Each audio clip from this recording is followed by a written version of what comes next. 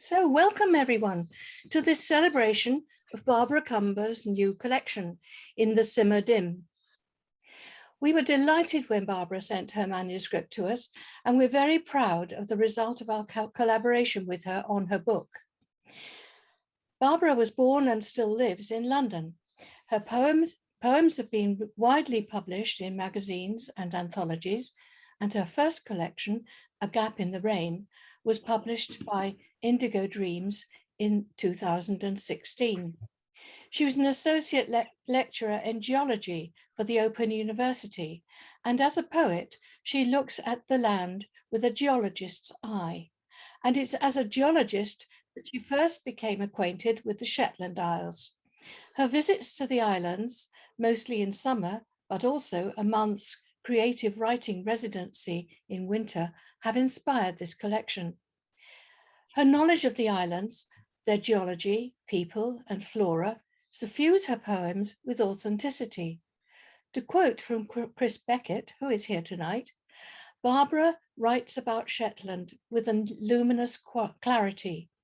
Her poems are suffused with the light and sky of this northern archipelago.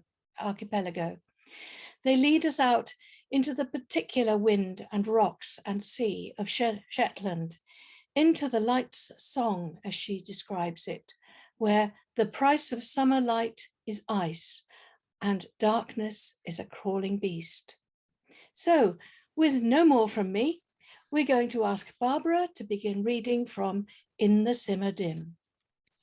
Thank you, Janice, for that lovely introduction, and thank you all for coming.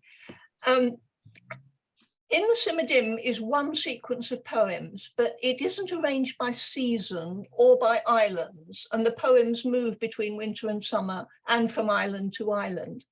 And the title, In the Simmer Dim, is the Shetland name for the almost total absence of darkness in summer. One thing I ought to say is that when a Shetlander mentions mainland, and some of the poems do mention mainland, he or she means the main island of the group, not mainland Scotland. Mainland is by far and away the largest island and is really a series of peninsulas. The whole archipelago is very elongated north-south. I think you'll find out which is my favourite island from the poems. Unst is the most northerly inhabited island. I apologise, I don't think there's any Shetlanders here, although Jenny and John might know a bit more about it than I do. But I apologise if I get any of the names pronounced wrongly. I've done my best and asked people I think know. Anyway, first poem. This is an Unst poem. North. There is so much light. The midnight sky is full of it. Not stars nor moon, just light, the simmer dim, enough to read by. I am drinking light and space.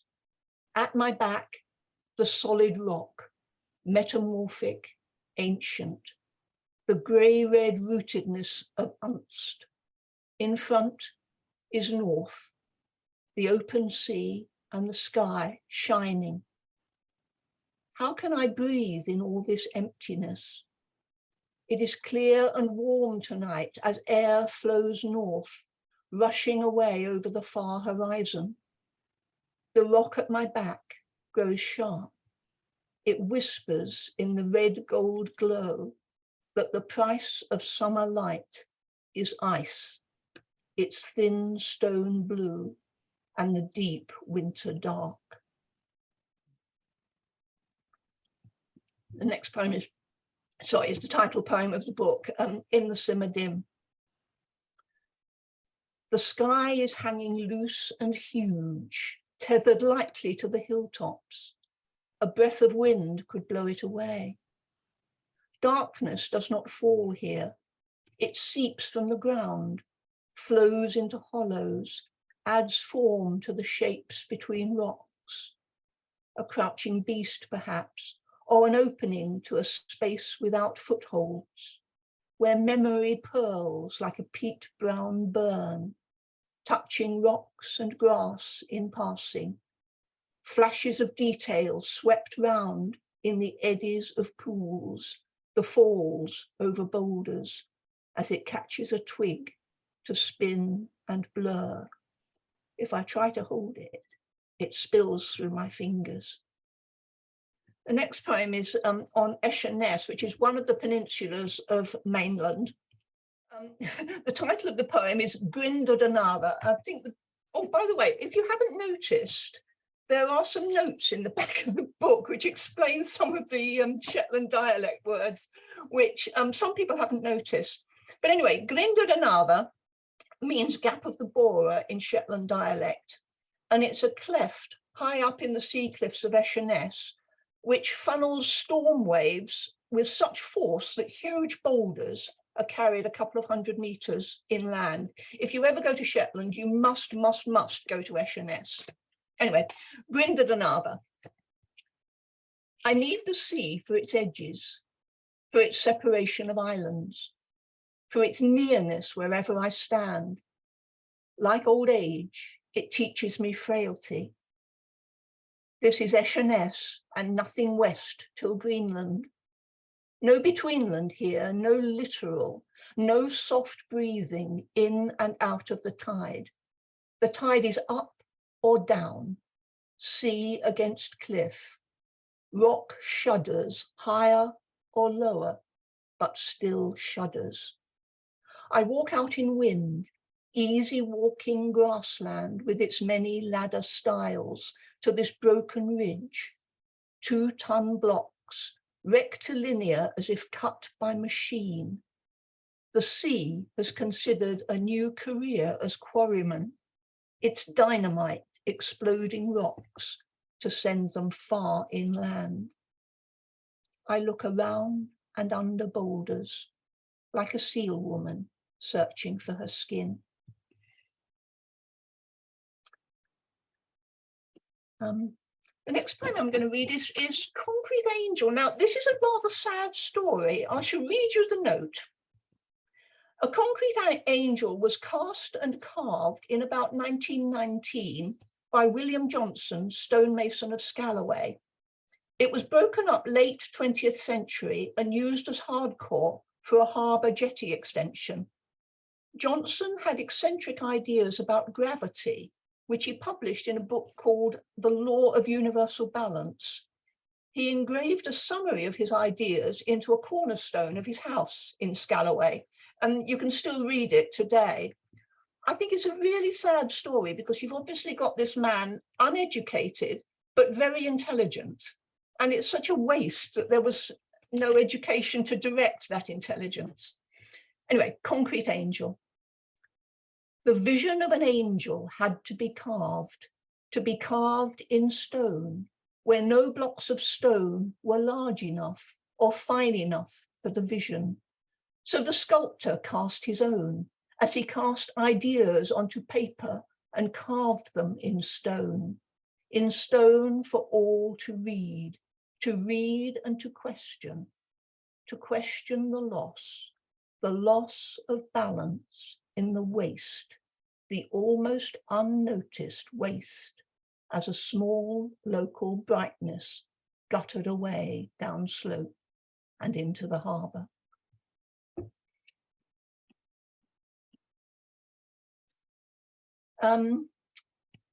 The Walls Peninsula, another one out to the west of mainland, has got a small village in the northwest corner called Melby.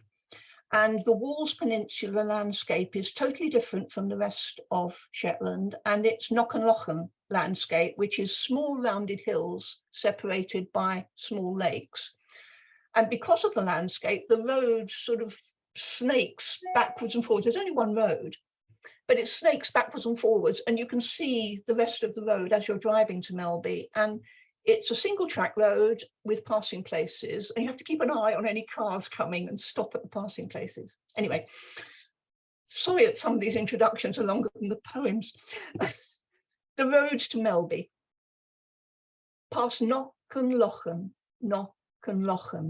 the road weaves, and the air is sparking. Tarmac, hardly wider than the car, rises and falls like the other road in the middle distance, whose direction masks that it is the same road draped round Knock and Lochen, a thread of grey sewn through the heather. White markers of passing places catch the light. Knock and Lochen and light. A landscape not lit, but of the light. Folds of it clothing the land into part of itself. When I spent my month alone in Shetland, it was at Scalloway, in a place called the Booth, which is virtually a hut on the harbour wall in Scalloway. It's a very well-equipped hut. It's very comfortable, but rather lonely for a whole month. The Booth. Wood-boarded walls are painted blue. Red shutters frame the windows. It's a doll's house on the harbour wall. Unhook the front, open it, and see a woman inside alone, keeping house as if it were real, sharing with wind and waves truths she did not know she knew in that huge absence.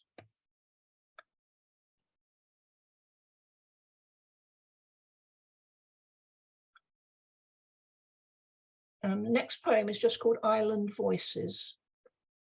The Shetland coast is more or less natural, but wind farms are taking over inland, and it's rather a shame because they're actually destroying peat to build wind farms, which doesn't make them really carbon neutral. Anyway, Island Voices.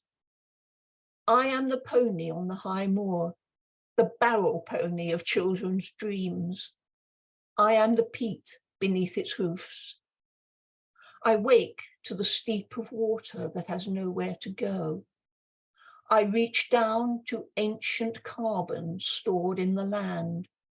The wind blows through and around me, electricity and alien blades anchored in rock, raw, brown and raw.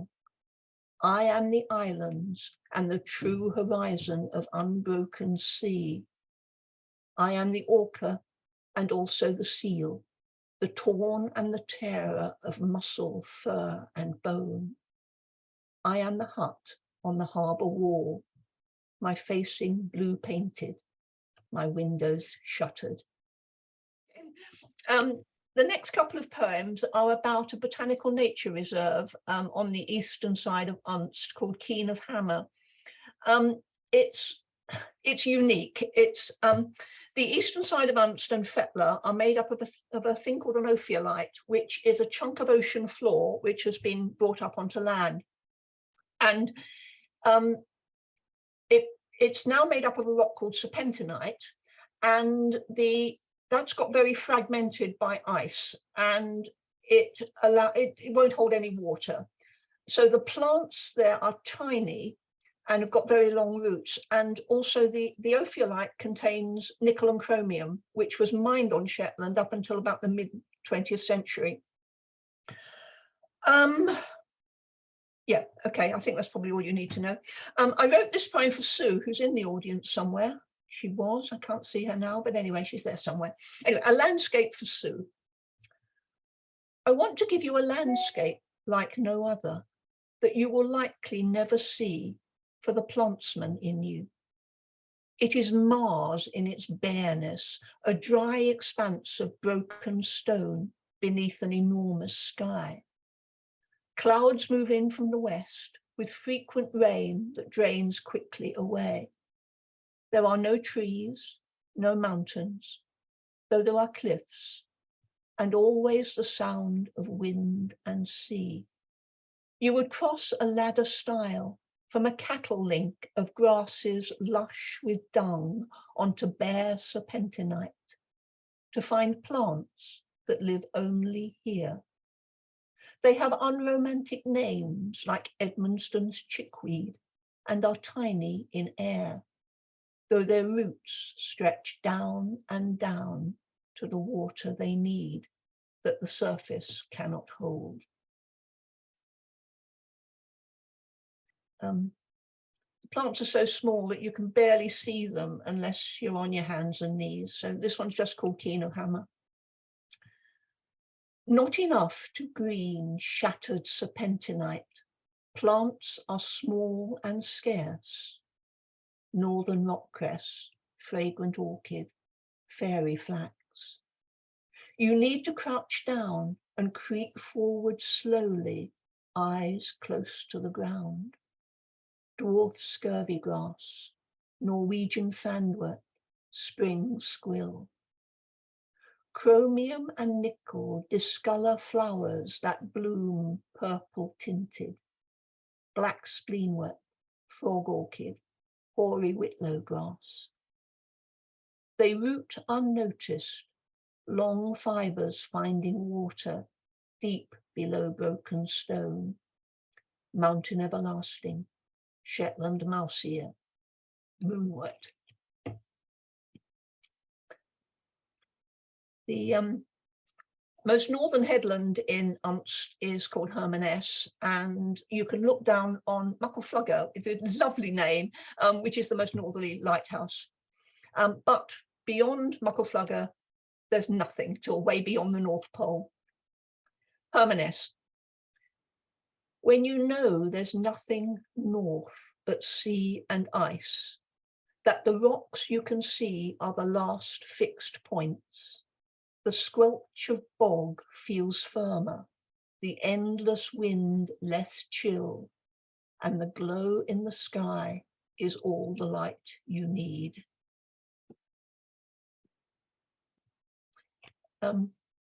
Every island has got its own tourist brochure, and they have strap lines. For instance, Fetler is the Garden of Shetland, and Bressay is the Guardian of Lerwick Harbour or something. And Yell, the second largest island, rather strangely, calls itself the Gateway to the Northern Isles, which rather does it a disservice. Anyway, Yell. The Gateway to the Northern Isles is not a destination. The road makers knew the way of it. Avoid the coast and any habitation, skirt all villages, send the cars from Ulster to Gutcher, from ferry to ferry, as fast as you can. Set blinkers round drivers' eyes, so all they see is tarmac, peat and sky, on their way to somewhere else. If you do go to Shetland, visit Yell, but go around the coast road. Don't go straight from ferry to ferry. You miss a lot. Mentioned Muckleflugger earlier, which is one of the Stevenson Lighthouses. Robert Louis Stevenson visited Unst in 1869, 10 years after the lighthouse was built. And Treasure Island was published in 1883, and with a map which bears a superficial resemblance to Unst. Treasure Island. It came to him here, the outline ready beneath his feet. Of course, Flint's Island must be Caribbean, isolated. It must have forest where wild pigs or goats could thrive, but Unst would be its shape. Inlets, caves and hills, somewhere for Jim to beach his Spaniola, safe anchorage behind an islet. From Muckleflugger and his father's lighthouse, south to Uye, from Saxavord to Gallow Hill, the geography he needed, rooted in the sea. He could put the treasure anywhere. It was already here, in the peat of the island, its crofts and chromium and northernness, its serpentinite, all the contorted rock of it.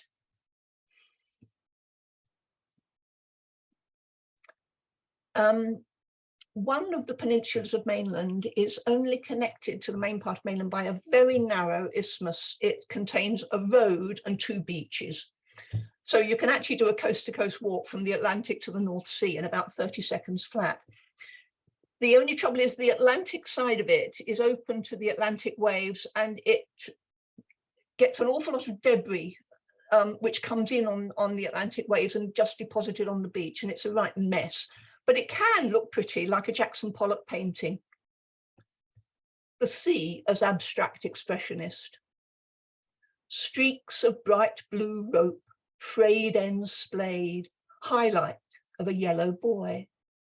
Tattered orange net spread over shredded plastic, fractured lettering on battered boxes, rhythmic assemblage of jetsam, beach strewn from careless open ocean. Shells and shingle here and there, incongruous, intrusive nature.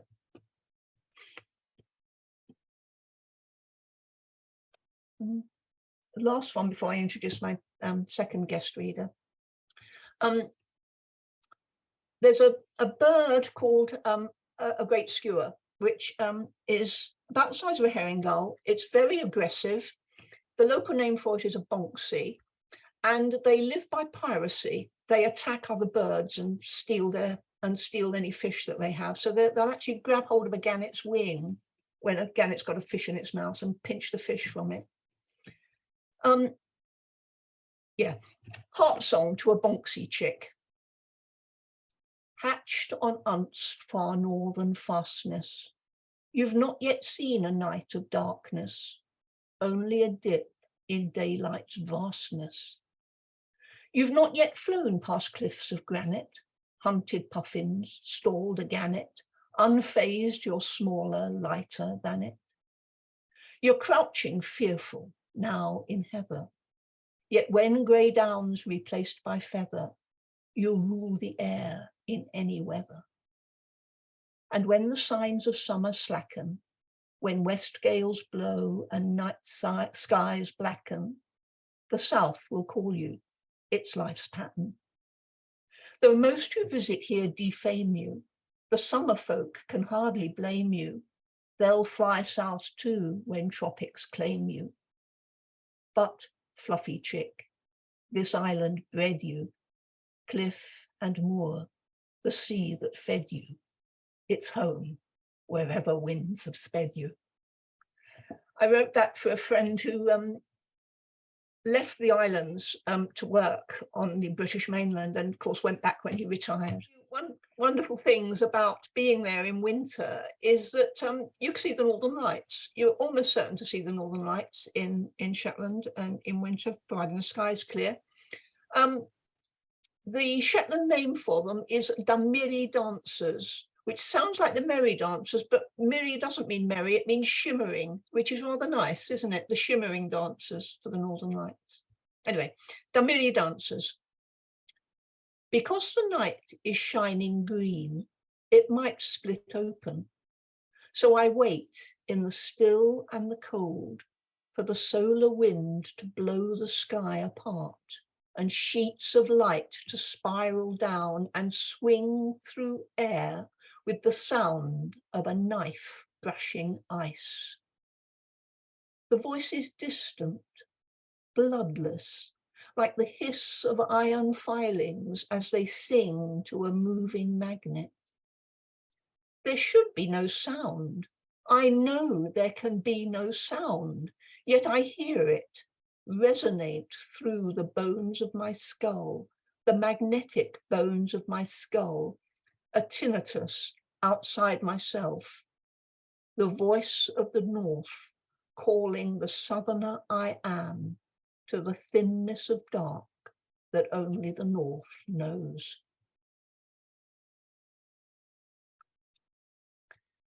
There's a small island just off the coast of, on the east coast of mainland, about halfway between Lerwick and the airport, called Musa, which contains one of the best preserved prehistoric brochs on Shetland, anywhere I think in fact. And it's uninhabited, Musa, but all the stones in the broch and everywhere on the island, storm petrels used to nest in. And storm petrels only come ashore to nest. They spend their whole lives out at sea. And it's wonderful to be on Musa when they come ashore at night time. So you go out to Musa at dusk and you just stand there and watch the storm petrels coming in. It's wonderful. Storm petrels, Musa. A tiny smut of darkness separates from sea flutters, merges with the black of the broch, then another, more, until our eyes fill with fleeting specks, as if we'd stared too long at brightness, or a bonfire out at sea were scattering ash, dark, urgent motes flitting landward, intermittent beings of a summer night. And after they've nested, they just go out to sea and you don't see them again. Much like the puffins do. You all know what puffins look like in the summer with their wonderful coloured beaks and those clown-like eyes. But in the winter, they're not like that at all, but you don't see them because they're out at sea. Winter puffins. They have lost the comic noses worn all summer, taken them off and thrown them away. Bright lines accentuating eyes have gone, their garb now unremarkable, drab and monochrome. No longer do they walk their waddling walks on large red feet over rock and grass, where, if they had canes to twirl, they surely would have twirled them. No longer do sand eel false moustaches waggle as they duck and scurry into burrows. They have gone to sea. The cliffs are bleak.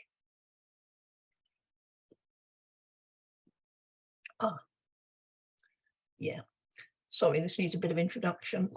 As I said, the eastern side of Untitled are made up of an ophiolite. Ophiolite comes from the Greek meaning snake rock. And of course, in that mass of rock being moved that distance, it's caused some distortion of pebbles that are underneath it. So anyway, what else do you need to know? Oh yes, klibber is a type of soapstone that the Vikings used for carving cups and bowls. Yeah. An eccentric geologist describes the ophiolite fragment that forms the eastern side of Untitled. Snake rock, too old to remember the ocean floor, lies on its side under too shallow sea and incongruous air. Snake rock has lost the twisty knots it's named for, left us klibber and mystery. Snake rock is heavy with metals prohibiting peat. It grows small, discoloured plants. Snake rock does not know the names we call it by: dunite, hartsbergite, gabbro. If snake rock could dream, its dreams would be of weight and time, of scrape and crush. Oh, the stress in flattened pebbles. Snake rock has secrets locked away, written in water it holds as part of itself. In layers of settlement, snake rock carries the stripes of its past. You might need to be a geologist to appreciate that. I'm sure you all know the poem by Wallace Stevens, very famous poem called 13 Ways of Looking at a Blackbird. Much imitated, so I thought, why shouldn't I? This is 13 ways of looking at a bonksy. Remember what a bonksy is, don't you? I won't read all of these. 1. Deep in their dark, bruised eyes, bonksies see that pugnacity needs no cause. 2. The sea and the wind are one. The sea and the wind and the bonksy are one. 3. I know jealousy and theft and the trustless guarding of what I call mine. And I know too that the bonksy is a part of what I know. 4. There are good things in the world that the bonksy knows are there for the taking. 7. O oil men of Solemn, why do you imagine gentle birds? Do you not see how the bonksy extorts what it can? 8. The Bonksy inhabits enormous skies. An enormity of being inhabits the Bonksy. 12. Which do I prefer? The endless wind and treelessness of the island, or the ocean floor of it? The Bonksy, or its absence? And I'll close with the last poem in the book. As I said, the archipelago is stretched out very much north and south, and the airport is right at the southern tip.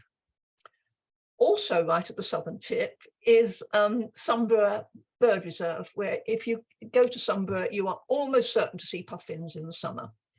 And there's a prehistoric settlement down there, which is well worth a visit as well, called Jarlshof. Anyway, south. Narrow track to the road, car bumping on ruts, splashes of mud, slowly, slowly. I could be driving to the shop. I could need milk or butter or bread, not vegetables. They come from the small holding where I've dropped off the key to the croft. Pause at tarmac, let a lorry go by. Pull out, turn south, over the brow of the hill, down into town. Slow past the ferry terminal, where Hrossy's moored, empty of passengers, filling with freight at this time of day, a busyness of cleaners, mechanics and seamen, checking and checking and checking. Hrossy's not taking me anywhere. Almost turn in at the co-op, then on past bus station, shops, houses, up the hill at Sound and onto the moor. Drive on south and further south, Wharf, Vladivista, Cunningsborough, Sanet. I can still pretend it's a normal day. I'm on my way to the lighthouse or Jarlshof, or could be. Pretend and keep pretending until I don't drive past the airport. This is it. There's my plane.